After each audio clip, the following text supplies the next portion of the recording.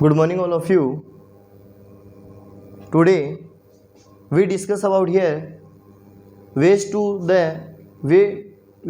solve the problems of land degradation and soil as resources and factors of the formation of soil. ठीक है, तो first of all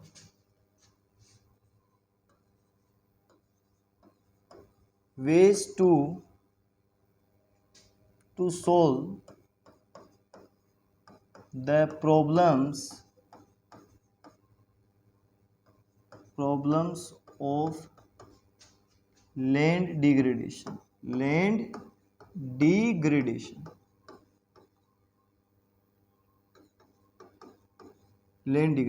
देखिए, land degradation की जो problems है इसको सोल्व करने की क्या क्या जो है वेज हो सकते हैं, क्या क्या मेथड्स जो हैं हो सकते हैं, या वो कौन कौन से ऐसे जो मेजर्स हैं वो हम अडॉप्ट कर सकते हैं, उनके बारे में हम डिस्कस करेंगे। तो देखिए, there are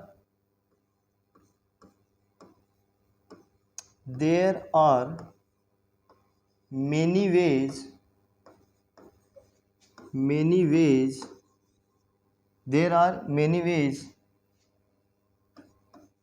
to solve the problems of land degradation.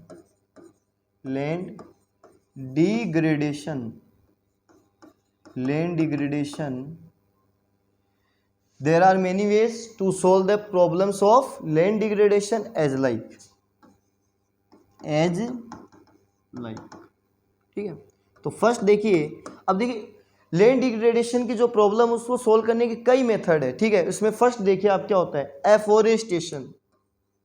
We can adopt the method of afforestation to reduce the problem of land degradation कि हम लैंड डिग्रेडेशन की प्रॉब्लम को सॉर्ट आउट करने के लिए या उसको रिड्यूस करने के लिए क्या कर सकते हैं, एफोरेस्टेशन अपना सकते हैं। क्या कर सकते हैं, वी कैन अडॉप्ट एफोरेस्टेशन। अब ये एफोरेस्टेशन होता क्या है, growing more and more trees is called afforestation.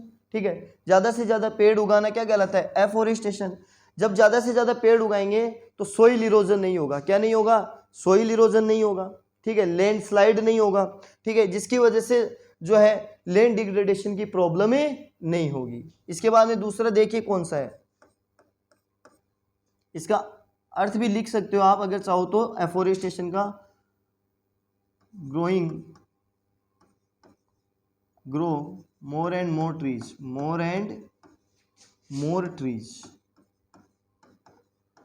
Trees कह दीजिए, प्लांटेशन करना भी कहते हैं। क्या कह सकते हैं, प्लांटेशन भी कह सकते हैं। ठीक है, इसके बाद में नेक्स्ट जो है वो है प्रॉपर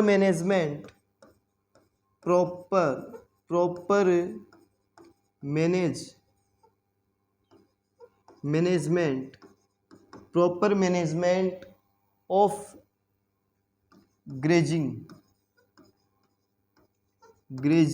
ऑफ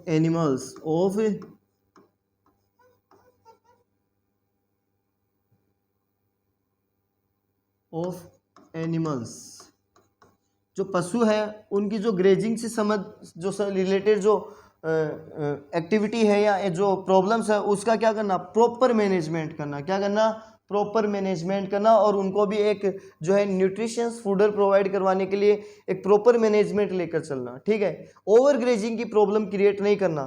ठीक है, तब क्या हो सकती है, लैंड डिग्रेडेशन की प्रॉब्लम सॉल्व हो सकती है। थर्ड क्या है, देखिए थर्ड जो मेथड है वो है proper management of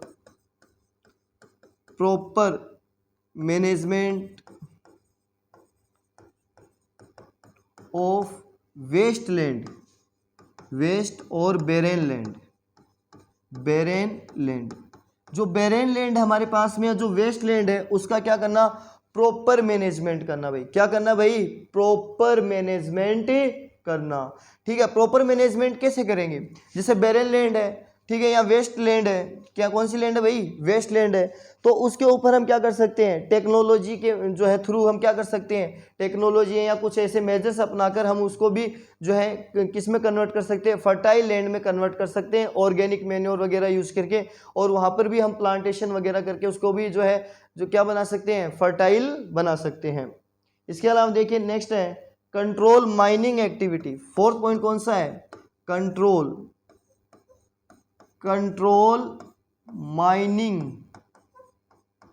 mining activities. Mining जो एक्टिविटीज होती है, जो खनन क्रियाएं होती है, कौन सी क्रियाएं भाई, खनन क्रियाएं। खनन जो क्रियाएं होती है उनका क्या करना, उनको कंट्रोल करना, उनको क्या करना, कंट्रोल करना। रैपिडली माइनिंग नहीं होनी चाहिए, रैपिडली माइनिंग नहीं होनी चाहिए, या माइनिंग जो है हमेशा क्या होनी चाहिए, प्रोडक्टिव होनी चाहिए, ठीक है। तभी हम क्या क्या कर सकते हैं, लैंड डिग्रेडेशन की प्रॉब्लम को सोल्व कर सकते हैं। और नेक्स्ट है और लास्ट जो है 5th नंबर का है प्रॉपर डिस्चार्ज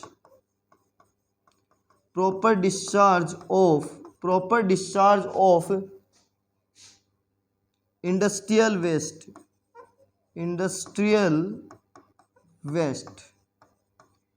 जो इंडस्ट्रियल वेस्ट है, इंडस्ट्री से निकलने वाले जो हार्मफुल जो केमिकल्स होते हैं उनका क्या करना, प्रॉपर डिस्चार्ज करना। उनको क्या करना, उनको प्रॉपर डिस्चार्ज करना है। उनको डिस्चार्ज करने की प्रॉपर जो मेथड्स है वो काम में, या साइंटिफिक मेथड्स हैं वो काम में लेना। इसके थ्रू भी हम क्या कर सकते हैं, लैंड डिग्रेडेशन की जो प्रॉब्लम्स है उसको क्या कर सकते हैं, रिड्यूस कर सकते हैं, ठीक है।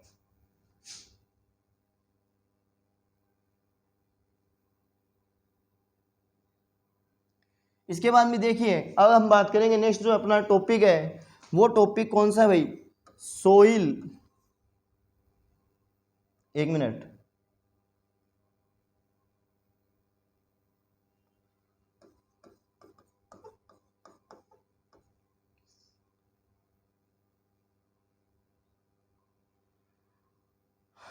Soil as resource.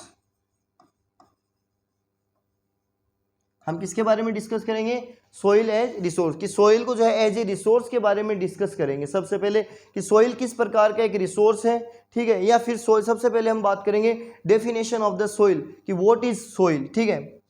तो सबसे पहले हम बात करते हैं, तो सोइल की डेफिनेशन की बात करते हैं। देखिए सोइल क्या है, सोइल देखिए क्या है, the upper layer of the earth, the upper layer of the earth which is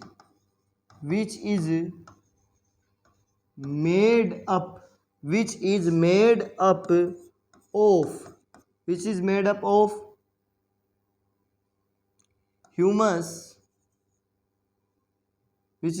of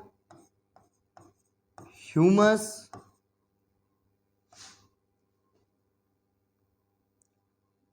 and other minerals is called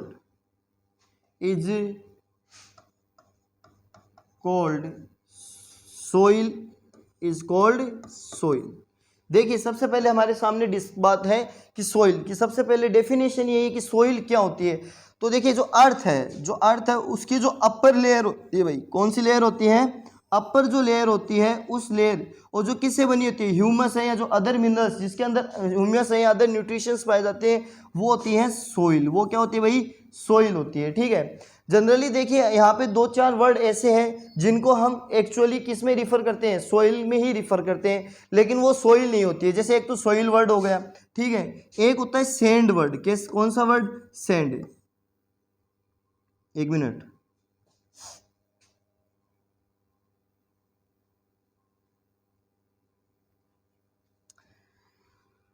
देखिए जैसे मान लीजिए कि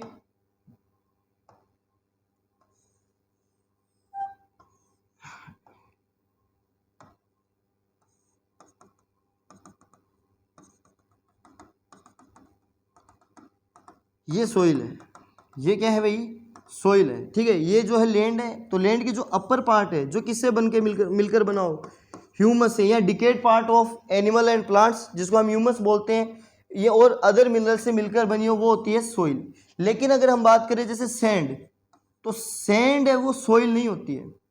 जनरली हम सैंड को भी क्या बोलते हैं, सोइल ही बोलते हैं, या जनरली जो है सैंड को हम सोइल से ही रिफर कर लेते हैं, लेकिन ज्योग्राफी टर्म में सैंड जो है वो अलग होती है। सैंड क्या होती है, सैंड जो है वो mixture of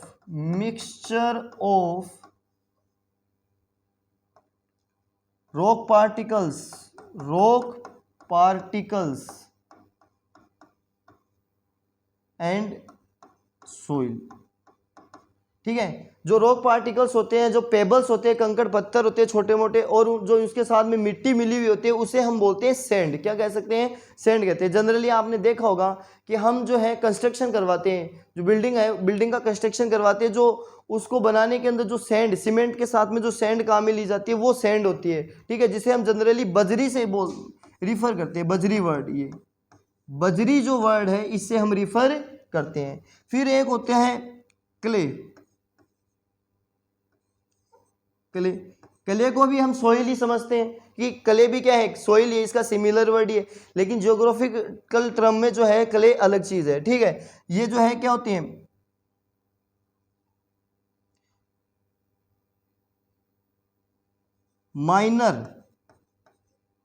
minor particles of soil का बहुत बारीक और बहुत ही महीन जो कण होते हैं, उनको हम क्ले बोलते हैं। क्या बोलते हैं भाई, क्ले बोलते हैं। सैंड हो गया, क्ले हो गया, और एक होती है सिल्ट। क्या होती है, सिल्ट जो होती है उसको हम बोल सकते हैं muddy, as like muddy soil. Muddy जो सोइल होती है, जो कीचड़ नुमा या जो गाद नुमा या जो कीचड़ नुमा जो सोइल होती है, उसे हम सिल्ट कहते हैं। क्या कहते हैं, ज्योग्राफी में सिल्ट कहते हैं। तो देखिए सोइल अलग होती है, ठीक है, सैंड अलग होती है, क्ले अलग होती है, सिल्ट अलग ही होती है। इसके बाद में देखिए next,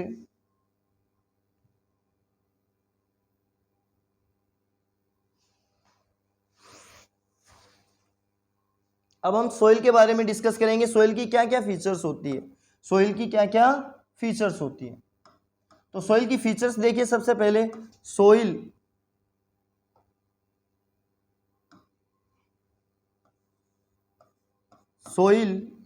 is an important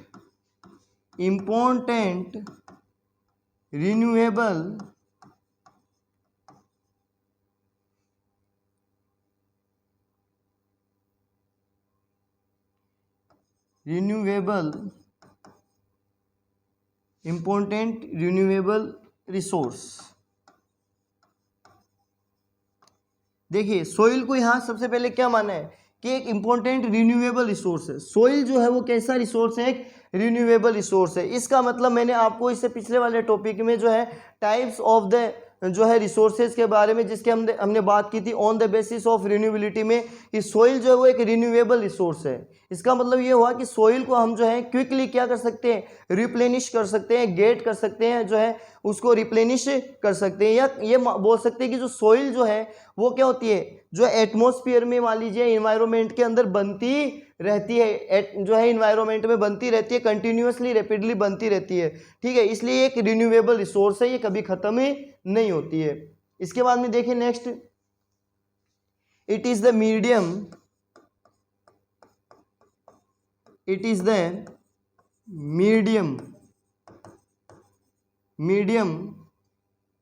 of plant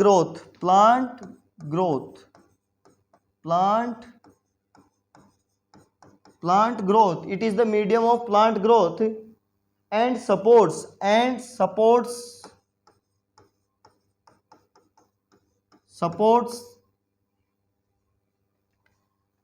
living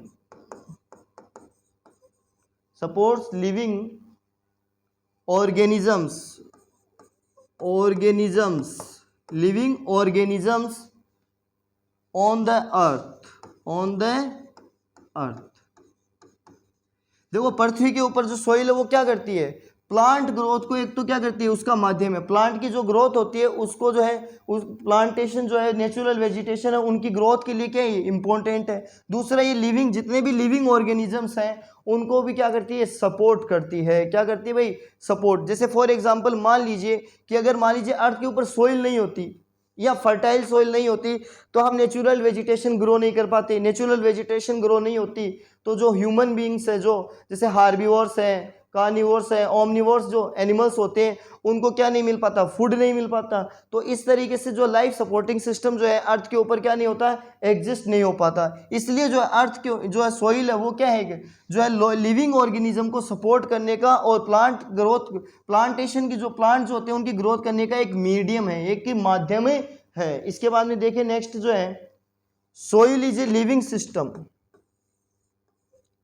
soil is a living system, living system, living system। देखिए सोइल को क्या कहा गया, एक लिविंग सिस्टम कहा गया है। लिविंग सिस्टम का मतलब ये नहीं कहा गया कि सोइल एक लिविंग जो है बींग्स है, लिविंग बींग्स नहीं कह रहे हैं यहाँ पे कह रहे हैं कि सोइल एक लिविंग सिस्टम है। लिविंग सिस्टम का मतलब है वो कंटिन्यूअसली बनती रहती है, खत्म होती रहती है, इसकी वजह से वो एक लिविंग सिस्टम है। कैसा सिस्टम है भाई, लिविंग सिस्टम है। आगे देखिए नेक्स्ट फीचर जो है वो सोइल की क्या है, नेक्स्ट फीचर है वो सोइल की है, it takes millions of years to formation, लेकिन सोइल को बनने में लाखों वर्षों का समय लगता है। क्या कितने समय लगता है भाई, लाखों वर्षों का समय लगता है। अब आप बोलेंगे सर ये कैसे जो है लाखों वर्षों का समय लगता है तो हमें कैसे अवेलेबल होती है soil.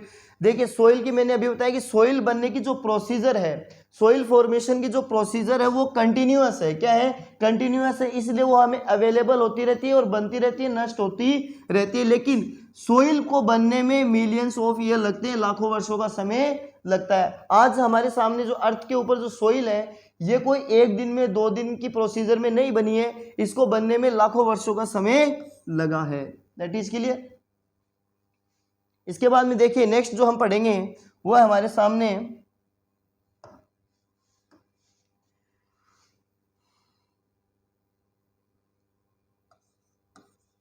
Factors of soil formation,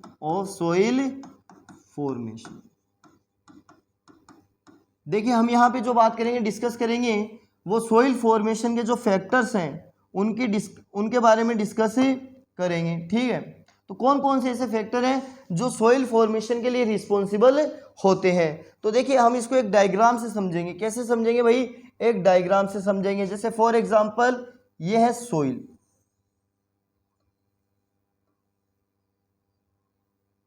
एक मिनट,